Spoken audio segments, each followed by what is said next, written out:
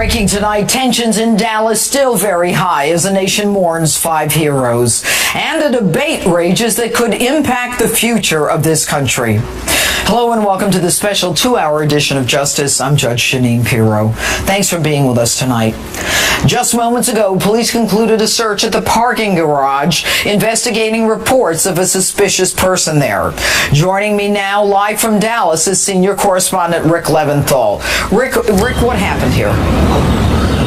Well, Judge, we were in front of the front doors of the Dallas Police Headquarters here on Lamar Street on Dallas's south side when we saw a SWAT vehicle come screaming by with lights and sirens, wheeled into this outdoor parking lot adjacent to the parking garage that is used by the police department officers and employees. The garage is situated right behind the Dallas Police Headquarters. So the SWAT officers went in very quickly as other officers took up defensive positions here outside the building. And Jay, come back down this way. You see a brick wall over there, trees, and vehicles in the parking lot. The officers were standing behind these vehicles as SWAT team members went inside the garage because of another Dallas Police Department employee who saw a suspicious person inside that garage. Judge, the garage is only there for employees of the Dallas Police Department. So 1 or 2 employees of Dallas Police saw this other person in the garage who did not belong there, tried to stop that person, and that person took off. So that's why the SWAT team went in. They sealed this whole area off. The street was closed for blocks in either direction. There was a police helicopter overhead. They spent over an hour inside the garage going car to car. They used a breach, a shotgun blast to breach a fence and apparently a door as well to gain access to other areas inside that garage in the search for this suspicious person whom they never found. They sent a canine team in for a secondary search to ensure that there was not a living, breathing person who didn't belong in there. Did not find anyone. So just as you mentioned moments ago, they cleared this scene and we saw SWAT officers discussing the situation and then congratulating each other, even fist pumping before they took off, and they have now allowed the media back in. We were actually behind some of the trees in the stand of woods right here. Then they pushed us back to the sidewalk, and then they pushed us clear across the street because they were on edge. They were concerned that there may be someone threatening officers. They had received what they said was a credible threat, Judge, earlier today. The entire department was on alert. All of this coming, of course, after 4 officers were killed and 7 others wounded, plus a 5th officer with the Dallas Area Rapid Transit killed in that sniper attack last Thursday night. So they're on edge. They get this threat, and then they have a suspicious person in the garage. Fortunately, there was no incident here, but unfortunately, whoever that suspicious person was has gotten away. Well, you know, Rick, in addition to that, the shooter himself had made some threats about the end coming or more was coming, so that kind of tied in with the suspicious person as well as, the situation, I'm sure added to the, the fear. On the night of the shooting, Micah Johnson, the gunman, told authorities, told a hostage negotiator during a several-hour standoff that he had explosives and that he would set off bombs. And when police went to his home after they killed Micah Johnson, they found bomb-making materials in the home that he shared with his mother. They also found other rifles and ammunition and ballistic vests and a manual that he apparently kept, a journal of sorts that had combat techniques inside of it. And we've heard from neighbors, Judge, that Micah Johnson was practicing those techniques in his backyard in the days and weeks leading up to Thursday night's attack. This was a man who had a vendetta against police officers, specifically white police officers, and carried out that vendetta on Thursday and threatened other officers' lives before they finally took him out. So yeah, there was a concern that perhaps he had left explosive devices in the city of Dallas and no one found any of those devices. And then when this all started, we didn't know if that's what this was about. And as it turned out, it was about another suspicious person. All right, Rick Leventhal, stay safe out there.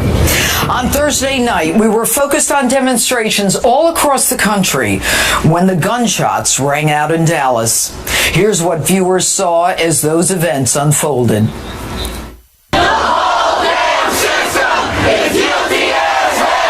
It was a peaceful protest, very peaceful. No one was acting up, no one was acting crazy. The police officers were actually at a distance, the cop cars, so they weren't trying to harm anybody or anything. And then that's whenever I heard the gunshots and I just saw everybody scatter.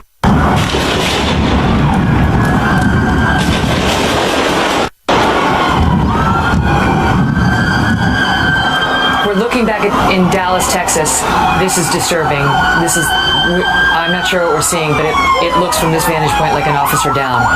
We're all seeing this together. That officer is not moving. This is the state of America today.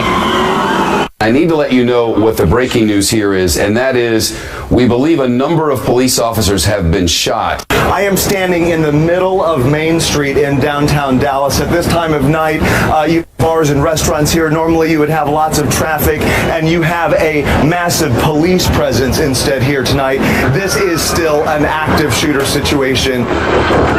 Now it appears, according to the reporting of the Dallas Morning News, 3 Dallas proper police officers are dead and 1 DART officer has been killed, which brings the death toll to this police-targeted shooting to 4. Currently, we are in negotiations with a suspect involved in these shootings at the garage of El Centro in downtown Dallas. The suspect stated he wanted to kill white people, especially white officers. The suspect stated he was not affiliated with any groups.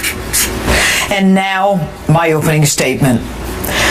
Americans got over the racial divide when we elected a black president, not only once, but twice. Americans overwhelmingly voted for the man, blind to his color. His color made no difference to American voters. Long past the issue of race, voters long past the Civil War, long past the Civil Rights era, focused more on the content of the character than the color of the skin. But this week's shooting of 12 police officers and 2 civilians in Dallas is a reflection of a new, deep division created by that very man. The shooting in Dallas was not just about racism. Make no mistake, that dirtbag shooter, who will remain nameless in this open, was a racist. An African American, he wanted to kill only white people, especially white officers. And the shooting in Dallas wasn't just about police brutality. I got news for you, folks. Police brutality is colorblind. It crosses all racial and ethnic lines. I know I prosecuted them. And it wasn't just about someone mentally ill. I've always found that stigma too easy an excuse for evil. And it wasn't about guns either. Dallas was about anarchy. It was about lawlessness. It was about rhetoric, the rhetoric that too easily inflames those who feel wronged. Rhetoric that does nothing but repeatedly stoke the flames and scars of old wounds resolved long ago. At a time when Americans were both experiencing and fearing the reality of a Muslim jihad against us, our president, at a prayer breakfast no less, attempts to reconcile or explain murders in the name of Allah with this. And lest we get on our high horse and think this is unique to some other place, remember that during the Crusades and the Inquisition, people committed terrible deeds in the name of Christ. In our home country, slavery and Jim Crow all too often was justified in the name of Christ. And after the shooting of 12 police officers, he seeks to again remind us not of the situation of the 12 officers shot, the shooting and the injured and the trauma that surrounded it, but instead talks of the deaths of 2 African Americans. A follow-up that seems like another get off your high horse, folks, it's your turn. Americans of all races and all backgrounds are also rightly saddened and angered about the deaths of Alton Sterling and Philando Castile, and about the larger persistent problem of African Americans and Latinos being treated differently in our criminal justice system. The problems of African Americans and Latinos being treated differently in our criminal justice system. Every chance he gets, he stokes the flames. Example, Trayvon Martin, followed by a not guilty verdict. And Ferguson's Michael Brown, a thug who tried to grab a cop's gun and got himself shot. There wasn't even a grand jury indictment and not even federal charges against the police officer. But Ferguson was about anarchy, and anyone with a functioning brain would have to assume that for Michael Brown to grab a cop's gun suggests it wasn't his first encounter with the law. Who told Brown that he and not the law should be in control? Yet the Department of Justice and the Attorney General and high-end government officials all rushed to Ferguson, to his funeral as well. And Baltimore, another training ground for anarchists, a perceived wrong. The response based on rhetoric of racial injustice and hate, that should be a violent protest? The response should be the burning of businesses, many owned by African Americans, and a DA who outrageously runs to a microphone and announces an indictment of 6 cops saying she hears the calls of a lawless mob? And again, all the police painted as racist, yet no convictions. And it was an African American judge who made the calls. And in New York, the chant, "What do we want? Dead cops. When do we want them? Now." And then 2 cops innocently eating lunch in their squad car, assassinated not long after. When we have leaders who vehemently support the First Amendment language and protest the call for the deaths of those who wear the badge, but then caution the rest of us not to say something that would offend another's religion. And if in fact we defend the legal right of a person to insult another's religion, we're equally obligated to use our free speech to condemn such insults and stand shoulder to shoulder with religious communities, particularly religious minorities who are targets of such attacks. And our president, upon hearing of the assassination of 5 police officers, all white, and the shooting of another 7 officers, wants to talk about a white kid walking into a black church shooting. Why, Mr. President, are you even bringing this up? It's the same thing you did at the prayer breakfast. After an American has his head cut off, you want to talk about the Crusades. It's as if it's your turn. Mr. President, you have done nothing but tell us we deserve it. You have done nothing but look back in the rearview mirror. But when I look at Dallas, all I saw were whites and blacks running away from anarchy. All I saw were whites and blacks picking each other up. That's the America I see, and no one is going to change my mind. And no one, not even you, Mr. President, is going to do that. And that's my open. Tell me what you think on Facebook or Twitter. Hashtag Judge Jeanine. And with me now, live from Dallas, Rod Wheeler, a former D.C. homicide detective and Fox News contributor. Good evening, Rod. All right, lockdown there for the last couple of hours. What's going on there now that they say that the threat they thought was there is gone? That's right, Judge. Good evening to you. In these types of situations, anytime you have a lot of people on the street after this horrific shooting situation that occurred on Thursday, we sometimes receive threatening phone calls from copycats, people who just want the cops to jump through hoops. I did have the opportunity a few minutes ago to talk to a sergeant with the police department here in Dallas, and he told me that they're ready. They've been prepared. Actually, at the police headquarters, which is only about a half a mile from where I'm standing, he said they had police officers around the headquarters all day today.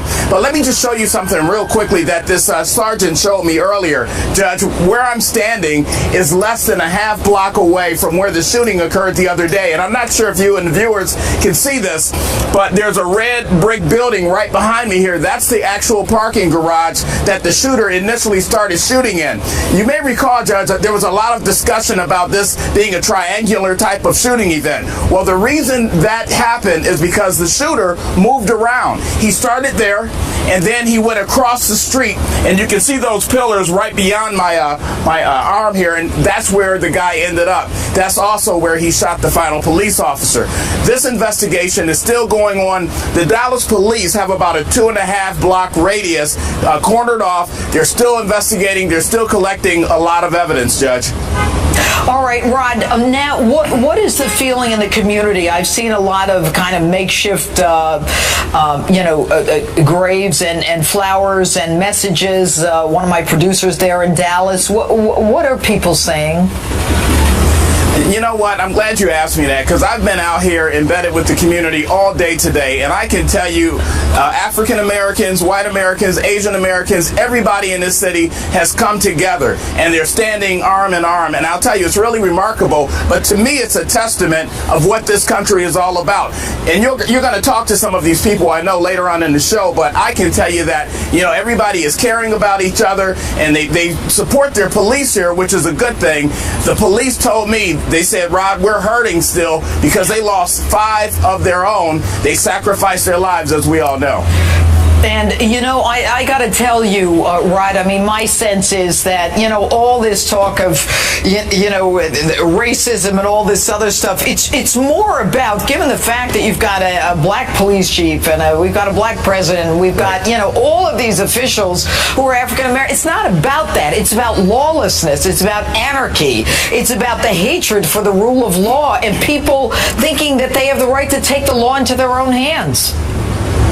Absolutely. But you know what? Here's the other thing, Judge, and you'll find this very interesting. The Black Lives Matter movement, the protest that was going on the other night, it was very peaceful. Yeah. There was no trouble whatsoever. As a matter of fact, the police sergeant told me today, he said it was one of the most peaceful protests that they've had. And this shooter, Mekhi Johnson, what he did, he hijacked that movement, he hijacked that protest, and at 9:02 is what the police department is telling me, that's when he had positioned himself, and then that's when he decided to shoot the officers.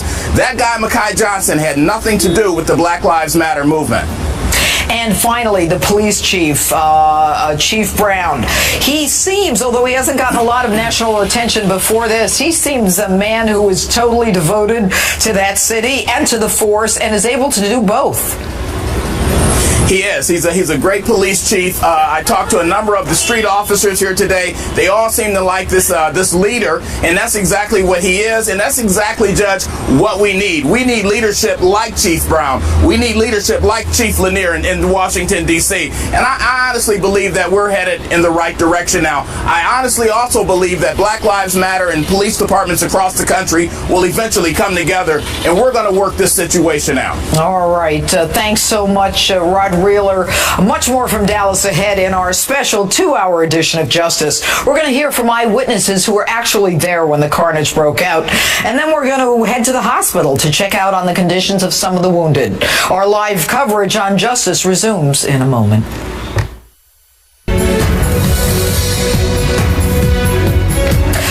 Guest says that we're not having an honest conversation about why the attack in Dallas occurred or the events leading up to it. Joining us from St. Louis, author and radio host Kevin Jackson. He's also a Fox News contributor. Kevin, what aren't people focusing on that they should be focusing on? Well, every time we have this discussion, Judge, the Black Lives Matter group or the leftists, the whiners, are always, why are we talking about black on black crime when all this stuff is going on with the police? And, you know, the fact of the matter is they don't want to have an honest discussion because of the roughly 6,000 blacks that were killed last year. You're talking about a small fraction that are killed by the police. In fact, up to at this point, there have been 561 deaths by cop. 275 of them are white, 136 are black, and 86 are Latino. So we're talking about a pretty small section of the black community. So where are these other black deaths occurring? They're occurring at the hands of other blacks. And so when you look at that statistic and you start thinking about the fact that blacks commit felonious acts at 6 times more than the national average, then you understand why you have such a higher police presence. But they want to ignore these things because the narrative, unfortunately, of politicians is every time something like this occurs, we've got to get black people frothing at the mouth. And this is strictly it truly is a political discussion. Let me see if I understand this. Kevin, what you're saying is that something that we already know, and that is that blacks are being murdered by blacks primarily, almost 80%, something like that, correct? Let's just talk about black on black crime. Black on black crime is well into the 90s. Now, the argument by blacks... Okay, good. Hold on. And what you're saying also is that the vast majority of people who are killed by cops are white. But there are more whites in the country than blacks. So does that not make sense? Well, sure, but when you start looking at the crime rates of blacks, and that's why I said earlier, 40% of the police officers that have been killed were killed by black men, who represent 6% of the population. Okay. So if you look at the math on that alone, you're looking at the amount cops roll up on black men with the idea that I'm 40% more likely to be killed by a black man than anybody else in the country. That stat in and of itself is shocking. 6% of the police officers that have been killed were killed by black men.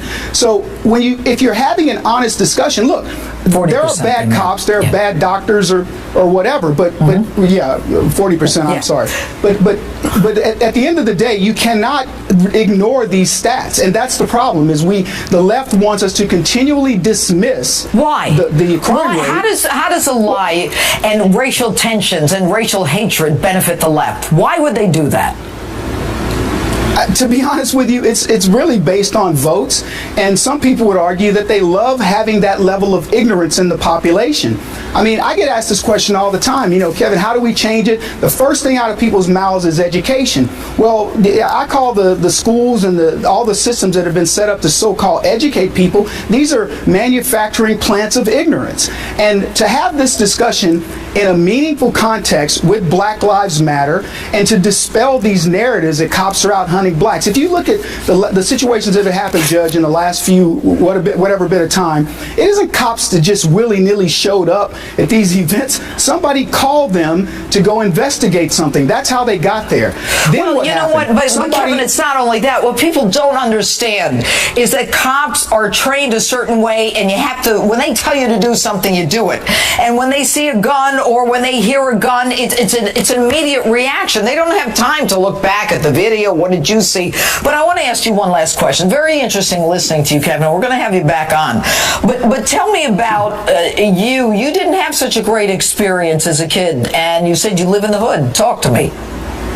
Yeah, I mean, I live in the hood. When I was growing up, my dad was a prisoner in San Quentin, and he was there most of his life. He committed armed robbery.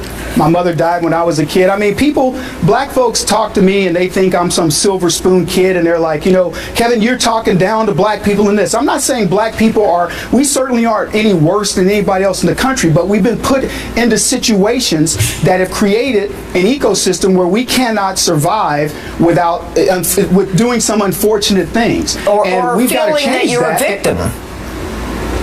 Well, look, I grew up that way. I never felt I was a victim. I knew what the game was, and the fact is that a lot of game, and that's what we call it in the vernacular, is being run on black people, and it's being done by the left, who wants us to believe that we're victims. At one point, they want to make us feel powerful, as with Barack Obama as president, but in the next breath, they want to tell you you're always a perennial victim. All right, Kevin Jackson, very interesting. Thanks for being with us tonight. And next, a member of Dallas's finest joins me live. We'll also hear from an eyewitness who was on the scene when the chaos broke out. Don't go away.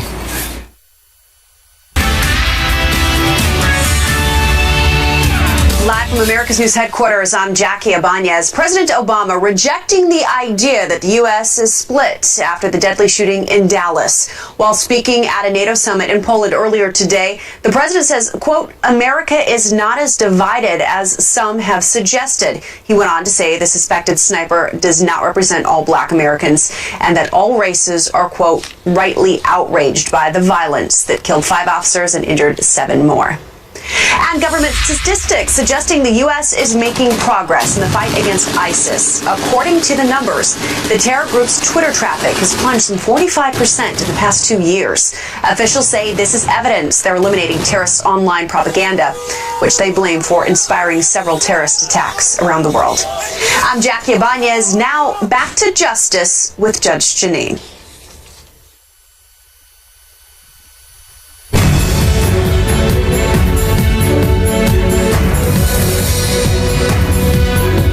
Tonight we're learning more about those lost in the Dallas attack. Fox News correspondent Rich Edson is at Baylor University Medical Center with the latest on the victims. Good evening, Rich. Good evening, Judge. We are learning more about those victims of this attack. those who survived and those who did not. Of those who did not, we've got 12 in total who were shot, 5 who died, 7 who survived, and then 2 civilians. Now, the officers who have passed, Dallas Area Rapid Transit Police Department's Officer Brent Thompson, 43 years old. He married a fellow officer in just the past couple of weeks, had 6 children and 3 grandchildren. Dallas Police Department's Michael Kroll, 40 years old. He had texted his girlfriend that evening that all was peaceful in the march, and she never heard from him again. He had moved from Michigan to Dallas to become a police officer.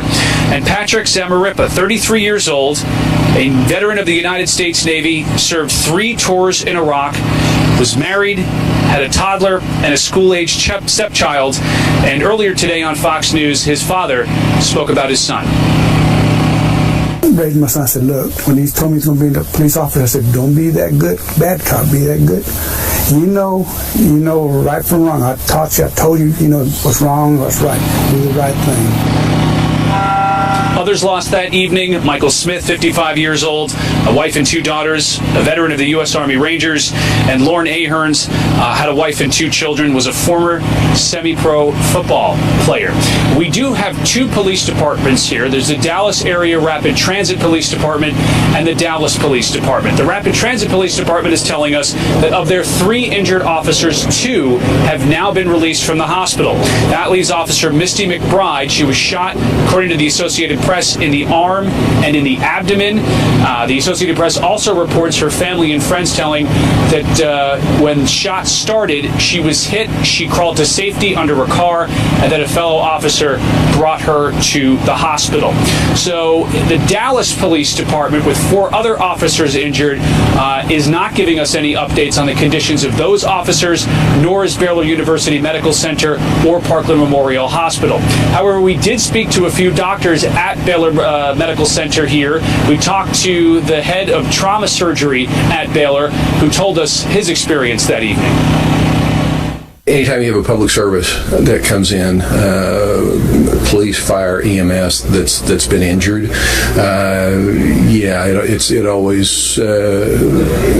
it's a little bit more of a tug. But all of our patients are patients. Every one of the people that walks through here, we care about. He had also mentioned that evening there were other shooting victims in this hospital, and that the entire hospital was still functioning as a normal level 1 trauma center here in the area. An incredibly busy night that evening. Another doctor had told our Dr. Mark Siegel, he was an emergency room doctor, is an emergency room doctor, and said he had served in Afghanistan, and it was very reminiscent that evening, with all the gunshot wounds coming in, of his service in that country. Judge? Rich Edson, thanks so much. Joining me now is Sergeant Michael Mata. He is the Vice President of the Dallas Police Association, the largest police union in Dallas. He taught or worked with 4 of the victims of the deadly ambush. All right, good evening, Sergeant. Our condolences, our sympathies to you and to all of the members of the Dallas Police Department and the larger law enforcement community. What are your thoughts tonight as you stand there? Just like all the officers that work here in the city of Dallas, we're just trying to, it's almost impossible to make sense of it. We're trying to carry on and do what we do every day, and that's take care of the citizens of Dallas and protect them and serve them at the best that we can. There are no holidays and there are no breaks in being a police officer. All of them had to wake up the next morning and put the vest back on and the blue suit and boots and get back to work, and we're going to continue to do that. Sergeant, I have to tell you, when you look at how the police responded that night, you realize how they have to be on their mark, on their, aware of everything going on around them to be able to protect not just the public, but themselves as well. I mean, to watch a fellow officer, felled in the line of work has to be emotionally traumatic. And I know that what you do is tough. I mean, I was a DA for many, many years. I mean, you see the bodies, you see the pain. But these are the guys, the strong guys with the guns. Yeah, it was a very peaceful protest, and the Dallas officers and the protesters communicated together, and it was a good event. It was a positive event. And then when you saw when it went bad, those officers, their first responsibility, the first thing they did is protect life. They looked at the protesters and they got in front of the protesters. They protected the protesters and got them to safety. And as soon as they got them to safety, the next thing they did is they charged into the gunfire and went to try and find the assailant. And what's the atmosphere among the police now? I mean, forget being traumatized, but the pain and the fear. I mean, fear has to be very much a reality now for them. As police officers, we already accept and that there is a high level of danger in our job, and we know that when we go to calls, we anticipate before we get to the call everything that could go wrong and our possible reactions or whatever. But we know that when we go to these calls, whether it be domestic disturbance calls or shootings or cuttings, whatever. The difference here in this event, this was like I said, a peaceful event where we were interacting with the public, and the event had ended. It was almost at its end. So you're right. At that point, I think a lot of officers had brought down a little bit of their heightenedness, and they were very, I think, ready that it was over and that we were going to move on for the day. And then when it went bad and they started hearing the gunshots and then turning and looking at their fellow officers hit the ground, I'm sure there was as shocked as everybody else, but they got right back in it and did what they were trained to do, and that was to protect the public. All right, Dallas Sergeant Mike Matta. Sergeant, please tell all of the men and women out there that the public does support them. Sometimes it doesn't feel that way, but we're very grateful. Thank you. Thank you very much. All right, and more live from Dallas in a moment as justice rolls on.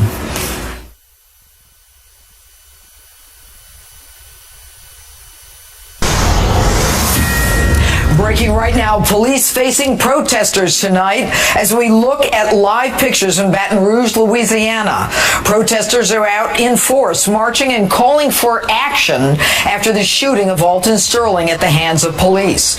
We're going to continue to monitor the tense situation unfolding in Baton Rouge, and we'll keep you updated. Also tonight, we're hearing more from Dallas eyewitnesses who saw brave police officers run towards the gunfire. My next guest was at the rally with his son when he heard the shots. Joining us now, Kellen Nixon. He's also a pastor and preacher in the Dallas area. Good evening, Kellen. Thanks for being with us. Why were you at the rally? I was at the rally because I wanted to support the families of the individuals who lost their lives, Mr. Sterling and Mr. Castile. I also wanted to show my son that his voice could be heard, that, there's an appropriate way to respond to the evils of society and to wickedness in high places. And how old is your son, Kellen? He's 5. I didn't want to bring him tonight. I didn't feel safe because there are some things that we had heard and saw in the news that were going on with the Dallas Police Department. Okay, well, what happened? What is the first thing that you saw? You were there, you heard the shots? Oh, yeah, I was there. It was completely peaceful. The people, as I've said so many times, the people were peaceful. The police officers were peaceful. We were actually almost in unity, except for they were doing their jobs, of course. When we were nearly about to close, I decided, having a 5-year-old, maybe I should leave a couple of seconds earlier, a couple of minutes earlier. And as I walked away, I could say maybe about a minute and 15 seconds from me leaving, you could hear the shots. Some people described it as sounding like fireworks, but if you heard gunshots before, you know what they sound like. From there, myself and my son, we began to run, instinctively.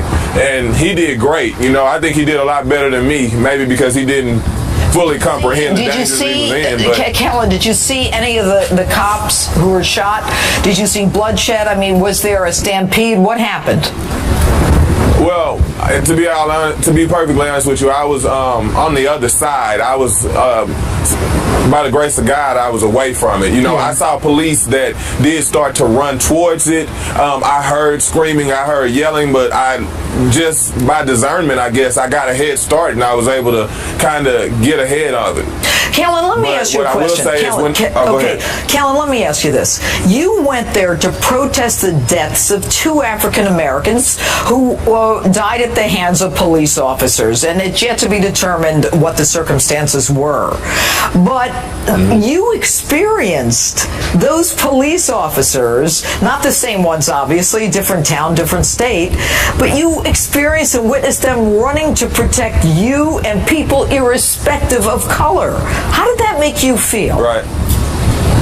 Well, let me clear that up. First of all, I went to respond to injustice. You know, I went to respond to the injustices that have taken place all around America.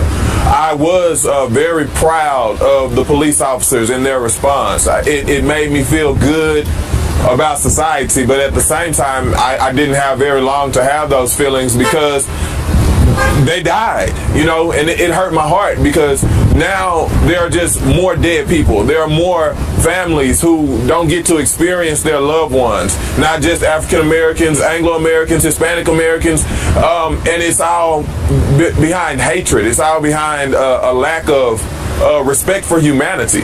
All right. Kellen Nixon, thanks so much for being with us. Back in a moment. All right, thank you so much for having me.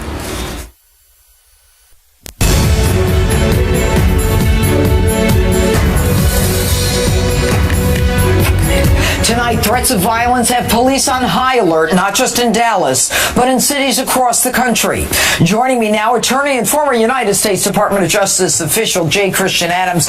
Good evening, Jay. I'm going to cut right to it. You wrote an article that's in pjmedia.com, a video on Breitbart, and the name of it is The Obama Justice Department Laughed Off Armed New Black Panther Threat. Now, very quickly, what is the connection between the shooter, whose name I'm not going to say in Dallas, and the new Black Panthers? Is he a member of that organization? Yes, he is a member of the new Black Panther Party. He was active in the Houston chapter of the new Black Panthers. Okay, and the Houston chapter identified him as a member after he died. Is that correct? Do we have a picture, guys, of him? Correct. He was identified by Quanell X, who was the head of the Houston Black Panther chapter. As a member of the new Black Panthers. I guess we don't have that photo. Let me ask you this then. What is the connection between this new Black Panther organization and your work in the Justice Department in 2009?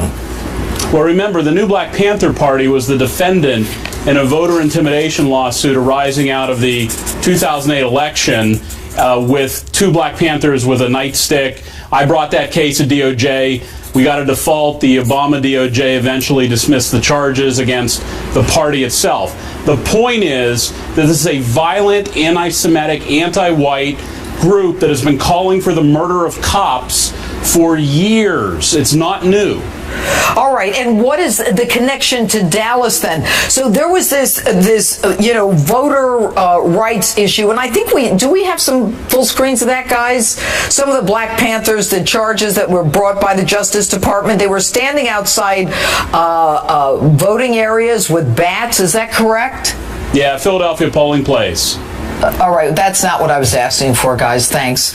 And so tell me about what the connection is between the two and why you think the Justice Department, as you say, laughed off this organization. Well, you have to remember, Judge Jeanine, that the people in the Justice Department, the Obama Justice Department, don't want to hear about violent, black, radical, Nation of Islam style murderers. They don't want to hear about the new Black Panthers. When we had that case in Philadelphia, we brought to the attention of top Justice Department officials, low Justice Department officials, every Justice Department official, these threats to kill police officers. There's a video up at the PJ Media story called Training Day, where they talk about lying in wait, teaching people how to hide behind bushes, shoot cops with AK-47s. This was brought to the attention of the people at the Obama Justice Department, but they didn't take it seriously. They didn't think it was a serious concern. But the case itself, forget about warning them about the danger of this new Black Panther Party and the new Black Panther threat, but the voting rights case where, and unfortunately, I guess we don't have it, but there were bats, and I remember this Justice Department bringing this lawsuit. They were intimidating Republicans and other voters. Well, look, that was the opening salvo of the problem with the new Black Panthers, where America learned more about them. I thought the case was good. The Obama political people dismissed the case. That was 5 or 6 years ago.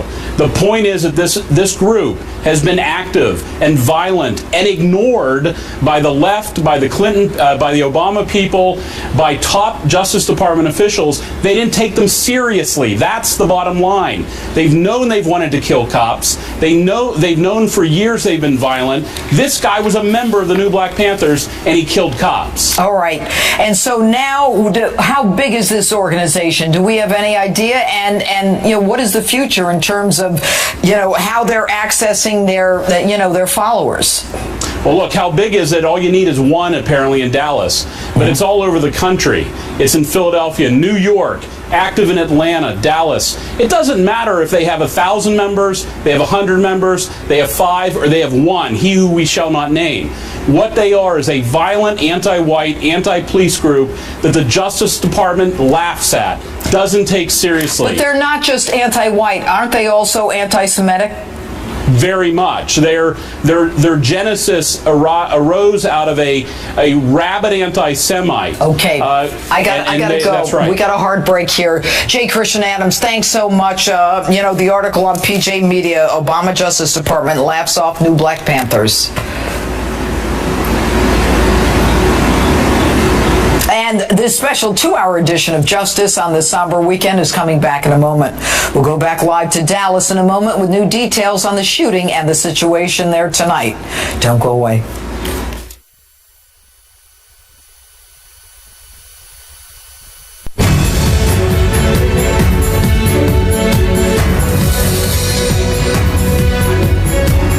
Hello and welcome to the second hour of A Special Justice. I'm Judge Jeanine Pirro. Thanks for being with us tonight. Dallas police issuing an all clear after searching for a suspicious person in a parking garage next to the city headquarters. A Dallas police spokeswoman said earlier today that the department had tightened security after receiving an anonymous threat against law enforcement across the country. Joining me live from Dallas now is Detective Rod Wheeler. All right, Rod, can you hear me? Yes, I can, Judge. Okay, good. All right. The mood in Dallas now is what? Is anybody out on the streets? What are people saying? What's going on now? Well, for Saturday night, after a busy week here in the city of Dallas, Texas, it's actually quite a few people on the street tonight. Now, as I mentioned to you earlier, the Dallas Police Department, Judge, they still have about a 2.5 block radius marked off with police crime tape. And what are they doing right now with that part of the investigation? According to the law enforcement officials, it's going to take them at least 2, maybe even 3 more days before they can release that scene, which is the buildings behind me here. Why? Because they're still getting ballistics information primarily, and then they're still taking statements from the many people that was down here Thursday night. So this investigation is still going to be ongoing, even though, as we know, the suspect is deceased. Rod, let me ask you something. The day that this happened, we heard about 2 men, I understand, who were arrested and taken into custody. One woman in a Mercedes from a different area, from the Dallas area, obviously, but not with the 2 men. 3 of them in custody. Then we hear nothing. Do you know what that was about? Right. Yes, I do. I know exactly what that was about, and I'm glad you asked that question, Judge, because a lot of viewers have asked me that. Actually, all 3 of those individuals have been released, by the way. What happened was they were in the proximity of where everything was going on, and what some officers decided to do based on the fact that these people were nearby and they had some description of a suspect, they grabbed a couple of those individuals, including that woman. Now, the woman, just so you and the viewers know, she was actually spotted and taken in for questioning. She was never caught a suspect. She was a person of interest, and she was actually about 2 blocks over. But actually, that's where the shooter first started out anyway. So at that time, because of all the chaos that was going on, there was a lot of information going back and forth. The police started taking people that they thought may have had something to do with it. They questioned them, and then quickly they released them as well. All right, and now with the latest in terms of the the threat, it wasn't just a national threat, and we hear that there are protests now going on in Louisiana. But what are the plans now going forward? Is it just funerals, or what's going on? Right. Well, here in the city of Dallas, as you know, on Monday night, as a matter of fact, they have a candlelight vigil that they're going to hold over at the police headquarters, the actual location where that bomb threat came in today. Right now, the mood, Judge, right here in Dallas is kind of a somber mood, but it's also a mood filled with love. You see a lot of people still hugging each other. Our big concern in law enforcement right now, though, are some of these outer groups, and I didn't know if you were going to ask me about this, but latest information I have is that you have groups like the new Black Panthers Party. They've converged on Louisiana now, and from what I hear, they're about to start trouble. So law enforcement are looking at those groups. They really want them to stay away because groups like that, Judge, have nothing to do with Black Lives Matter. Well, and we just had a guest on about the new Black Panthers, and apparently they're rearing their head. We remember them from the 70s, but this is a more newer and totally distinct organization. Anyway, Rod Wheeler, thanks so much for being with us. Sure. And more now on the threat in Dallas tonight and what's going on the ground right now. Back with me is Fox News' Rick Leventhal. Rick? And Judge, we're in front of the Dallas Police headquarters where a memorial has grown. There are hundreds of bouquets of flowers and candles that have obscured the two police cruisers that are out in front of this building. And this is a memorial that is moving people to tears. There has been a steady stream of visitors to Dallas Police headquarters throughout the day and the night. And there is a woman crying on her knees in front of this memorial right now who just walked up to me and said that they didn't have problems here before what happened roughly 48 hours ago. We were here, Judge, earlier today when there was an incident here. A SWAT team had left and came roaring back onto the scene here at Dallas Police headquarters because of a suspicious person that was spotted in a parking garage that is adjacent to this building that is reserved for the use of Dallas Police officers and employees, department employees. That garage is off limits to the general public, but apparently someone was inside that garage. One or two people with the Dallas Police Department saw a person in the garage, tried to stop that person. That person took off, and that prompted a sealing off of this area that went on for nearly 2 hours with SWAT members inside the garage going car to car and floor by floor, clearing that garage. A K-9 team went in after. They found nothing, no sign of that suspicious person, but this was a very tense situation here in a city that has been dealing with the worst imaginable pain for the last 48 hours. Rick, you said something earlier, and that was that, Dallas was, a pretty safe community, and that they were kind of surprised to see this happen, given that some of the issues were in Minnesota and Louisiana. With this now happening in Dallas, are the police capable, given what they've been through, to continue to stay on alert, or will they be calling for law enforcement from other communities? Well, it's an excellent question. And not only are they grieving and mourning, but they also have to plan for 5 funerals here next week. It's a very, very difficult time for the Dallas Police Department, which is not as strong as it was a few months ago. They've lost nearly 200 officers who resigned or took retirement. I think maybe roughly 650 officers now, uniformed officers in the department. That's down significantly from last year. And so they're shorthanded and now taxed emotionally and physically because they're working more hours and now dealing with the loss of 4 of their own, 7 others shot and wounded. Fortunately, half of them, or 3 or 4 of them, have gotten out of the hospital, but still they're dealing with unimaginable loss and tragedy and still having to go out and protect and serve. So they probably do need the help. It's more than just, the immediate, what's coming up. If they've lost 200 and they're going through all of this now, planning for funerals, how do we backfill those people who have left? How do we convince people to be cops? it's a tough situation.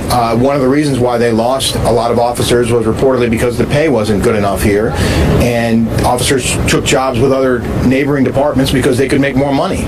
So they're dealing with some morale issues, and now they're dealing with this attack, this assassination of several of their officers, and they have to continue to police the streets. So how they do that and whether they can get help is I couldn't tell you, but they, I'm sure, would welcome the assistance because of what they're going through. And again, we're seeing an outpouring of support from the community.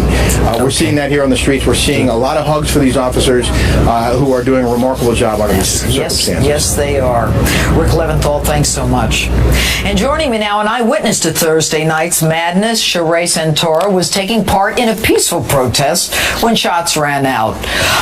She is with us now. Good evening, Sheree. All right, tell us about the protest. You were there. Why were you there, and who were you with? Good evening. The reason why my family and I, my two children and myself, were there because we have been watching the news for years, and in recent years there's been such anger, such turmoil, so many negative things going on. And one thing about Dallas is that as diverse as our community is, and even though there hasn't been a major incident here, whenever there is something going on in the nation, we band together and we show solidarity with them and we show our support. And that's why we were there. And how are your children, Sheree? My daughter is 17 and my son is 14. Okay, and what is the first thing that you heard? Tell us what you saw. The very first thing that we saw was love. It was truly amazing. Okay. We were going down, as we had many times before, to participate. You park, you walk down to wherever we're gathering. And when we turned on a street to go park, it wasn't that easy. There was a red light. There were multiple police vehicles that were in front of the street, blocking the street. And cars were lined up, and all you could see were people. And just seeing the people was so amazing. There were people sitting in the cars next to us. Tears were streaming down their eyes. People were getting out of their cars and joining the protesters. The police officers were hugging people. They were giving high fives and shaking hands. All right, so Sheree, because I don't have a lot of time, so it was all positive, all good, typical of Dallas, the way I hear it. Yes. What then? Tell me about the pandemonium. What's the first thing that happened? The first thing that happened was we were chanting on our way back to where we started, and we heard shots ring out. Initially, no one believed that it was shots because it sounded like fireworks, and that's what's been going on here in Dallas. It wasn't until the second set of shots rang out that we realized something was wrong, and people began to clear the streets. Did you run? Did you see any blood? What did you see? Thankfully, we didn't see any blood, but what we did see was people moving quickly out of the way. Dallas police officers asked us to move, leave the streets, leave the area, and as they were running toward the shots, as the police officers the cars were driving toward the area where the shots rang out, different men within the protests were helping to move the people out of the way and move them back toward where we originally had started. And from there, it really escalated.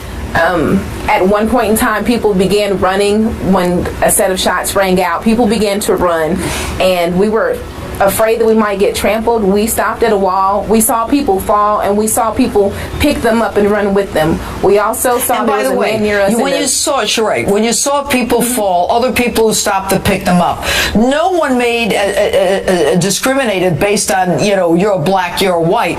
This was one nation, one America, as you saw it in a state of emergency, correct? Yes, ma'am, definitely. Okay, and let me ask you this. You went to legitimately express your First Amendment right to protest. Nobody has a problem with that, not even the police. Although some of them ended up giving their lives for that. But when you think back, you went to protest what possibly might be police brutality of 2 African-American men who were dead. Do you have a different impression of police after what you saw in Dallas, when you saw them running toward the fire, when you saw them putting their lives on the line and doing nothing to deserve that? Not at all. we didn't go just for the 2 recent deaths. We went for all the deaths. We went for all the anger that's been going on. And I teach my children, as I know, it doesn't matter if you wear a uniform or not. A good person is good and a bad person is bad. And you hope and you pray that people who take an oath to serve and protect us will do that. We never hated the police. We have been fearful of the police at times, but here in Dallas is one of the few places we've been that we've never feared the police. Wow.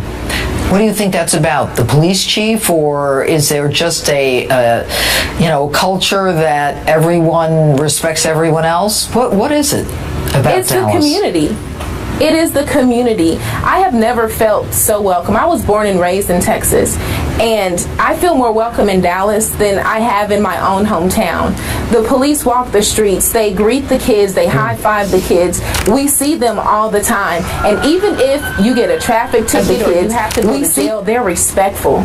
They're respectful of you as a person. You'll hear them say, hey, I want to go home. I know you want to go home, so let's just handle our business and get it done. And you know what bothers me as you say that? I mean, it's such a great story that you're telling us, a great experience, not even a story. But now the police know that they're targets and they're being assassinated.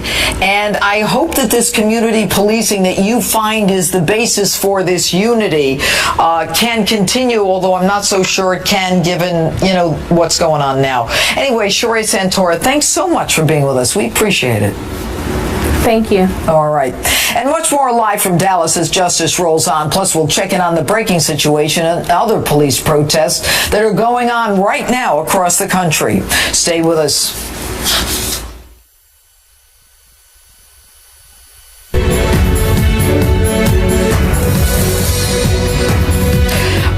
Guest says the attack on Dallas police proves America has become more divided than ever, and that he's willing to help the next president work on reforms in the law enforcement community. Joining us now, former New York City police detective and Fox News contributor Bo Dietl. All right, Bo, you want to work on law enforcement reforms. What might they be?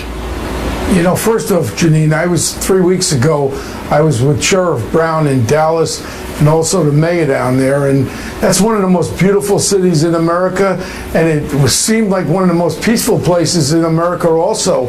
And I was really shocked when I saw what occurred there, because everyone was getting along there. Everyone in there, it was 2 days I spent there, and we were going over this Operation Blue Shield with Sheriff Brown. What that's about is the cops going into the communities, going into schools after they close down, interacting with the community, children in the community, and it was a wonderful program. And the sheriff is part of it, Sheriff Brown and Tony. It's a fabulous program. Let me ask you this. I just had a guest on who, Sheree Santora, who is a resident of Dallas, who was at the protest, and she said, I've never felt as safe or with the police as she has in Dallas, even though she's from Texas. And she attributed most of that to the community policing concept. And that is police, just as you say, Blue Shield, whatever you want to call it, going into the community. But your experience as a detective, given the events of the recent past, I don't know if that's going to be possible anymore. I don't know if with this new Black Panthers and these calls for the deaths to cops, can they do that? Well, the numbers speak for themselves, Jeanine. And I was on Fox and Friends this morning, and I did some of my own research, and there's approximately 4,500 African Americans are killed by other African Americans in our country every year. Yeah, 90% of blacks are killed by blacks. No, but I'm talking about also approximately 100 people are killed by police every year. Now, of that 100, approximately 97 to 98% of them are involved with crimes, shootouts, or people with weapons and all that. So there's a small amount of questionable incidents with cops. Because you got to remember, across this country, there's millions of interactions with cops and people on the street. And now with the advent of the cell phone cameras and all that, and I'm not here to try those 2 incidents that I saw in the videotape. I have my own feelings, but I want all the information to come out. And well, if the in cops one of the cases, Bo, in one of the cases, as I understand it, the video was after the person was deceased. Right, and I don't know if the guy went for the gun. I'm not saying he did. I don't know what happened, but we certainly have to wait. We have a judicial due process system that we have to wait. We don't just string somebody up and hang someone from the trees. With that said, the whole Black Lives Movement, I offered today to join Black Lives Matter. All Black Lives Matter. I'll start the movement. I'll go to Chicago first, and we'll start marching there about the kids that are being killed. The problem here is that this Black Lives movement is about one thing, is about division and going against the police. And that's not what we're in other words, you see Black Lives Matter as an organization that is only against when white people kill black as opposed to when black kill black. Janine, where are they demonstrating Well, they're in not Chicago? demonstrating on the south side of Chicago, where I lived for 3 years. I'll tell you that right now. That's where everyone's shooting everybody else up. You got Rahm Emanuel running over there as a mayor. It's one of the worst. I think up to 300 murders this year. They're well on track to do about 700 murders. And 99% of the people killed in Chicago are black people, and they're being killed by black gang members over there. Let's be real about this. Let's stop this division against the cops. I talk to cops everywhere I go, and I thank them. And this is getting really disgusting. I want to start an all Black Lives Matter movement. And if Trump gets in or Hillary gets in, I want to work to bring the community together with the police. Because let's just think about the police not being around for 3 days. Yeah. What kind of anarchy How about would 3 we have in minutes the if you need a streets? cop? Bo Dietl, you know what? This is all about anarchy. Anyway, thank you so much for being with us. Okay, and take care. All right, up next, we're going to head back to Dallas to check on the conditions of the victims. Our live coverage on justice resumes in just a moment. Good evening, and live from America's News headquarters, I'm Jackie Ibanez. President Obama returns to Washington tomorrow, cutting his Europe trip short. The president changing his schedule so he can go to Dallas early next week. Meantime, in Poland, the president says the NATO alliance is at a pivotal moment because of a wide range of threats, and that NATO can count on the U.S. The president agreeing to send troops to Poland as part of a multinational force which will take up positions on NATO's eastern flank. The president also urging NATO members to step up and spend 2% of their national incomes on defense. And Iraqi troops continue making gains on the ground against ISIS fighters. Backed by Shiite militia, government forces pushed ISIS militants out of 2 villages north of Ramadi. But Iraq's second biggest city, Mosul, still remains under ISIS control tonight. I'm Jackie Ibanez. Now back to justice with Judge Jeanine.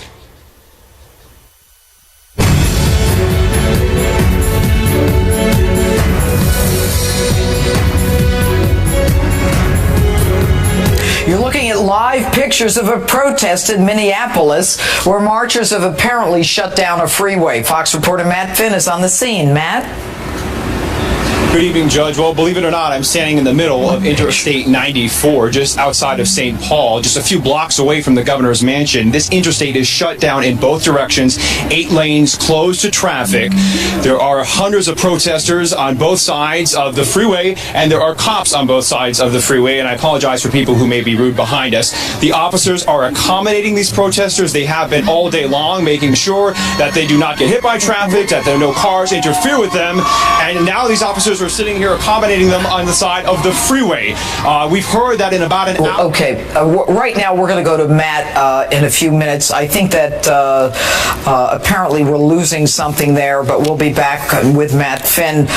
Tonight we're learning more about the victims of the shooting in Dallas. We're also getting new details about how the emergency medical personnel responded. Fox News correspondent Rich Edson is live at Baylor University Medical Center with the latest.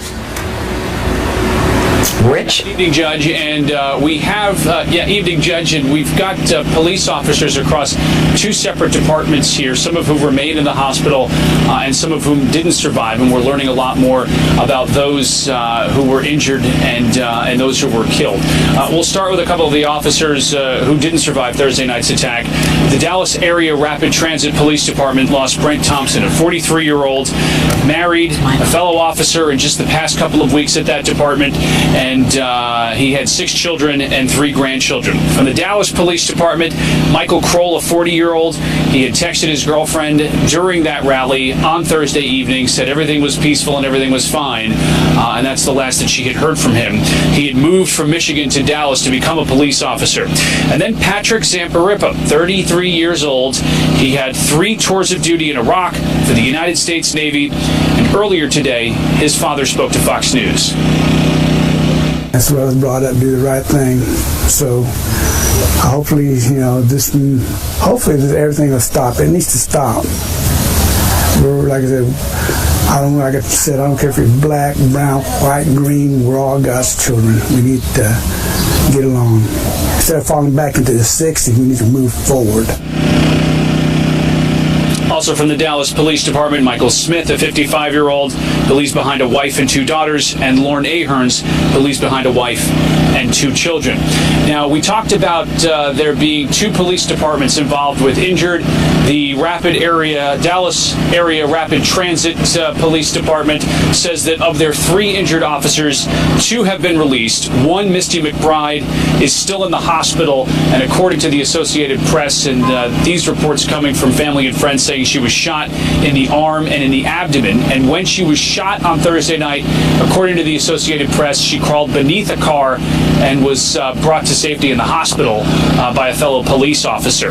There is no word from the Dallas Police Department on their 4 injured, and the Baylor University Medical Center behind me and Parkland Memorial Hospital are also refusing to comment on the condition of those Dallas police officers or any police officers or civilians who were injured. We did, however, speak to one of the doctors here who works as director of the trauma department and was here on Thursday night treating many of the victims, and here's some of what he experienced. We had, multiple ORs that magically became available with people coming in. We had beds being created in the intensive care unit. We had beds being cleared out from the resuscitation area, and teams staffed for that, so that really in a very short period of time, we were ready and able to take care of anything else that was coming in. Another doctor here, an emergency room doctor, says he's a captain in the Navy Reserve, says he was on duty Thursday night, and told us that on that Thursday night, he was on duty and it was surreal. It felt as though he were back serving in Afghanistan. Judge, back to you. All right, Rich Edson, thanks so much. And still ahead, we'll get into the issue of race relations both before and in the wake of the shootings. We're also going to talk with a former Dallas police officer about the shootings and how they will impact the community. Stay with us.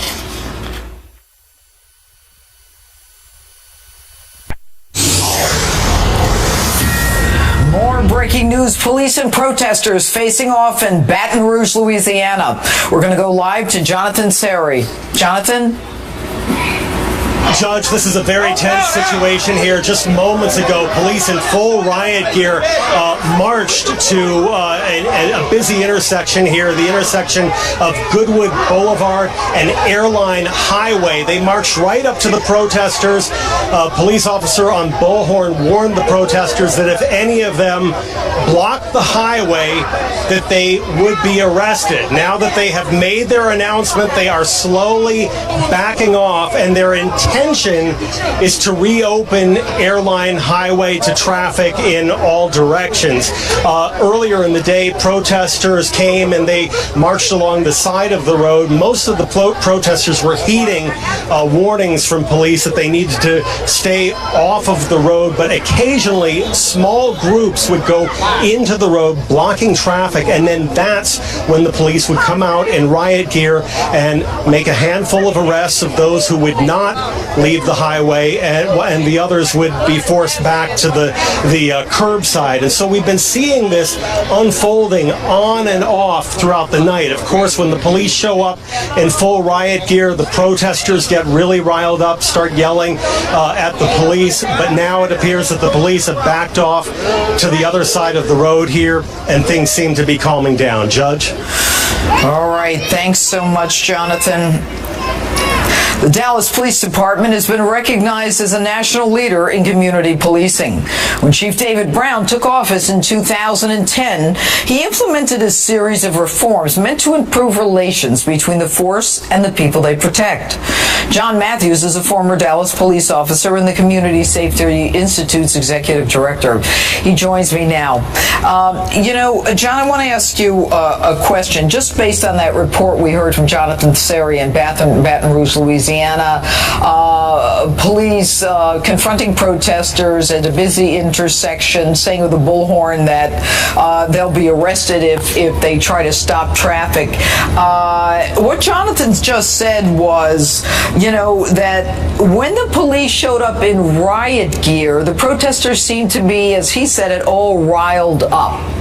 Tell us what the impact of things like riot gear and other, protections that the police need in the event that they are now being targets of assassins. How does it impact their ability to engage in community policing? Well, I think the riot gear is there, of course, to protect the officers, to keep them safe. And, I've been at different protests before, and officers showed up in riot gear. To me, it seems like the protesters get loud when the TV cameras show up and go on. But one of the tenets of community policing is we want to make the police approachable. And so a protest like this in an environment like we've had over the last 48 hours, over the last week, and over the last several months, these officers are just trying to be safe. They want to protect the public, and they don't want to be a victim like we saw here in Dallas the other night. And apparently, we're hearing now about a new Black Panthers organization and a new Black Panther threat. Black Lives Matters as well. Do you see these organizations gaining more strength in the future, or do you think that this assassination of 5 cops and the shooting of 7 others is almost a point where people say this has to stop? Well, I hope it's a point where they say it has to stop, the violence has to stop, and the communities have to come together. And let me tell you what I witnessed just a few minutes ago as we're waiting to go on the air. You've got officers right behind me protecting one of the deadliest crime scenes we've ever had in the history of this city, and certainly in the history of this department. The tensions are very high. These officers have not even had an opportunity to grieve for their fellow officers. They're guarding these posts, and citizens are coming up to them, and they're giving them water, and they're giving them hugs. And a few minutes ago, I saw the cops take time, move the barricade over, and took pictures with the group of kids who came by. That's what we want to see. We want to see those positive police-community relations. We want that to make the news. We want people to highlight the good things that are going on and the bridges that we're building with the community. Are there concerns? Of course there are concerns. And both sides need to sit down across the table and visit with each other and address the concerns. But it's that bridge building and that partnership. That's what we want to come out of this. And John Matthews, to your credit in Dallas and to Chief Brown's credit, that's what was accomplished in Dallas. And hopefully other cities will be able to do that. But I got to tell you, police now feel they've got a target on their back and they've got to protect themselves. I hope the community policing can continue because I do believe in it. All right, John Matthews, thanks for being with us. Thank you, Judge. And on NATO summit, President Obama said he did not believe the United States was, quote, as divided as some have suggested. Radio talk show host Coco Sudak joins me now. All right, good evening, Coco. Hi, Judge. I think, to be honest with you, that there is more division in the country than there's been in a long time. And I like wishful thinking, too. But the reality is that 5 white cops were shot and killed by a racist who said he was doing it in the name of Black Lives Matters. No, that's not what he said. No, that's not what he said. The shooter had a grudge against Black Lives Matter. The shooter was a crazy loner criminal who had too many guns and had some mental illness issues. And he specifically said he had it in for Black Lives Matter. He didn't do this for Black Lives Matter. He was a crazy person, and he doesn't represent the African American community. He said he had it in for white cops. He said he was doing it in the name of Black Lives Matter. You know what? Get your facts straight, Coco. I want to have a conversation. He specifically was he a racist or was he not? Was he a racist? And he hated Black Lives Matter. He did not. I don't know. Did you write letters to him? Because this guy did not say that to the cops. That is what he said. Yeah, okay. Let's move on because I want to talk to you. Was he a racist? The shooter? I mean, he was certainly crazy. Was he a racist? Wait a minute. How do you know he was crazy? How do you know he was crazy? I'm going to tell you, I think he was a racist. He made prejudice. He was prejudiced against people based on their ethnicity. Why didn't you just say that he said he hated white people that makes and him he a racist. wanted to kill white people? But he doesn't represent the black community. He was a crazy, bad question. guy. I asked him if he was a racist. The answer is yes or no. What is the answer? Yes. Thank you. All right. Now, are more whites shot by police than blacks? This is a trick question, right? No. No, Coco, it's not. Judge, are you going to tell me that you really think there isn't an issue with the way that, with the different experiences between whites and blacks in this country? You know what? If you listen to my open, what I said was that when we elected an African-American president, we became colorblind. We didn't elect him once, we elected him twice. And all this digging up of hogwash and Jim Crow and slavery and everything else he wants to talk about is creating a division. You look at Dallas, that woman said as a black woman she never felt as safe as she did in Dallas. All right? And the truth is that police are now the targets. And if that Black Lives Matter movement doesn't get on board and say they're angry when blacks kill blacks, it's only when a white cop kills a black or a black cop kills a black. That's anarchy. This whole thing is about anarchy. Right Judge, or wrong? let me reply, please. What? Judge, it is not anarchy. It's the opposite of anarchy. Black Lives Matter is a peaceful organization, a peaceful network of people trying to enforce the rule of law. Why? By what? Shooting white rights of African Americans. But Black Lives Matter did not kill those people in Dallas. Black Lives Matter didn't do that. A crazy loner with a gun, just like Dylan Roof was a crazy loner with a gun and killed black people. What makes you say he was crazy? I'm so sick and tired of people using craziness as a rationale for a straight-out evil. No, he was evil. You know what? He was a hater. You're right. I'm using crazy as a proxy for all kinds of things. This guy got thrown out of the military for sexually harassing a woman. He was so bad that she said he really needs mental help, and yet he was able to get guns and live by himself. He sexually harassed a woman, and he was thrown out of the military. We can't keep doing this. I got to ask the questions. He was thrown out of the military because he sexually harassed a woman. Does that mean he's crazy? Well, I mean, look, he was a loner, and he did write some really crazy things. I know a lot of old people who are loners. I know young people who are loners. Are you saying that he wasn't mentally ill? That he killed these people because he was black and not mentally ill? You know what? The guy was evil. And that is not equivalent to mentally ill. All right, I'm done. Yes. I'm done. I'm cooked. It's over. Coco, good to have you on tonight. I'm moving on. Good to see you, Judge. All right, we're going to close out this special 2-hour edition of Justice with a special message to the men and women in blue next. Stay with us. You're going to want to hear this. At a distance, the cop cars, so they weren't trying to harm anybody or anything. And then that's whenever I heard the gunshots, and I just saw everybody scatter.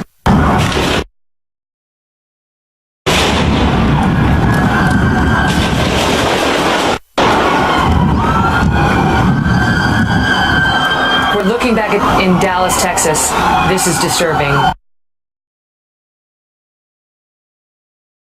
Officer down. That officer is not moving.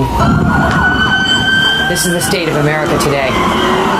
I need to let you know what the breaking news here is, and that is we believe a number of police officers have been shot. I am standing in the middle of Main Street in downtown Dallas. At this time of night, you have bars and restaurants here. Normally you would have lots of traffic, and you have a massive police presence instead here tonight. This is still an active shooter situation. Now it appears, according to the reporting of the Dallas News, 3 Dallas proper police officers are dead and 1 DART officer has been killed, which brings the death toll to this police-targeted shooting to 4. Currently, we are in negotiations with a suspect involved in these shootings at the garage of El Centro in downtown Dallas. The suspect stated he wanted to kill white people, especially white officers. The suspect stated he was not affiliated with any groups. And this evening, before we go, I want to refer to a poem that I've referred to many times when police officers have died. And I think that you will appreciate it as I do. It's called The Final Inspection. The policeman stood and faced his God, which must always come to pass. He hoped his shoes were shining just as brightly as his brass. Step forward now, policeman. How shall I deal with you? Have you always turned the other cheek? To my church have you been true? The policeman squared his shoulders and said, "No, Lord, I guess I ain't, because those of us who carry badges can't always be a saint. I've had to work most Sundays, Lord, and at times my talk was rough, and sometimes I've been violent because the streets are awfully tough. But I never took a penny, Lord, that wasn't mine to keep, though I worked a lot of overtime when the bills got just too steep. And I never passed a cry for help, though at times I shook with fear, and sometimes, God forgive me, I've wept unmanly tears. I know, Lord, I don't deserve a place among the people here. They never wanted me around, in fact, except to calm their fear. If you've a place for me here, Lord, it needn't be so grand. I never expected or had too much, but if you don't, I'll understand." There was silence all around the throne, where the saints had often trod, as the policeman waited quietly for the judgment of his God. Step forward now, policeman. You've borne your burdens well. Come walk a beat on heaven's streets. You've done your time in hell. Tonight we recognize all of the men and women who walk those streets, and we tell them that we understand it's not an easy beat. That's it for us tonight on Justice. I'm Judge Jeanine Pirro. We're going to see you tomorrow night at 9 for another 2-hour edition of Justice.